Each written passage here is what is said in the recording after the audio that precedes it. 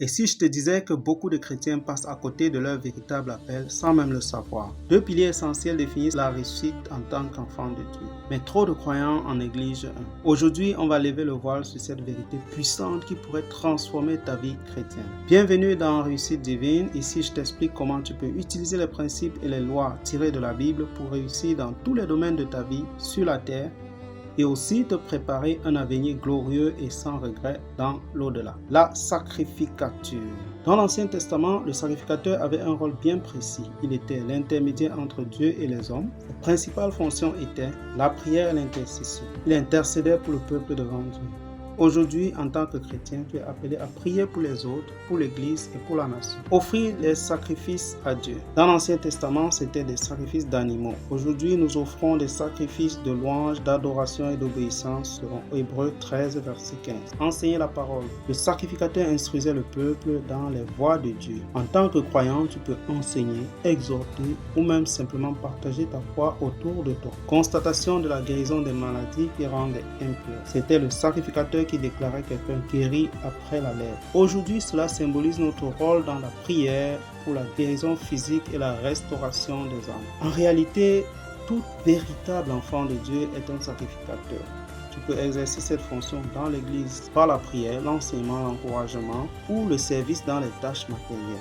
Mais voici où beaucoup s'arrêtent et c'est une erreur parce qu'il manque le deuxième pilier, la royauté. Un roi est appelé à gouverner, conquérir des territoires et défendre son territoire. Gouverner un territoire. Un roi est responsable de son peuple et de son domaine. En tant que chrétien, tu dois avoir un domaine d'influence dans lequel tu es actif et que tu impactes positivement. Faire la conquête de nouveaux territoires. Un roi ne se contente pas de maintenir son royaume, il l'agrandit. C'est pourquoi nous devons occuper des sphères stratégiques de la société pour les influencer. Défendre le territoire contre l'ennemi.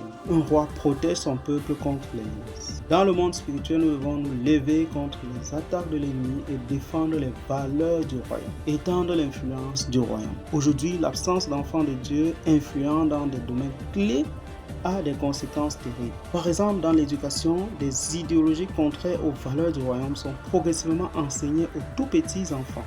Pourquoi? Parce qu'il n'y a pas assez de rois dans ce domaine. L'arrivée de Donald Trump, qui soutient les valeurs du royaume à la présidence des États-Unis, est en train de bousculer certains dérèglements qui devenaient la norme. On sait aussi ce que Daniel et ses amis ont fait à Babylone de par leur position. Si nous voulons que la lumière du royaume brille, nous devons être présents et actifs dans la majorité des sphères élevées de la société. Alors, où te situes-tu? Es-tu plus sacrificateur ou roi? Certains s'occupent de l'Église et négligent l'impact dans la société. D'autres dominent un secteur sans jamais l'influencer avec les valeurs du royaume. La vérité, chacun doit trouver son propre équilibre entre ces deux dimensions selon son appel. Ce n'est pas forcément du 50-50. Dis-moi en commentaire, est-ce que tu te considères plus sacrificateur ou roi? Abonne-toi pour ne pas manquer les prochaines révélations qui vont transformer ta vie.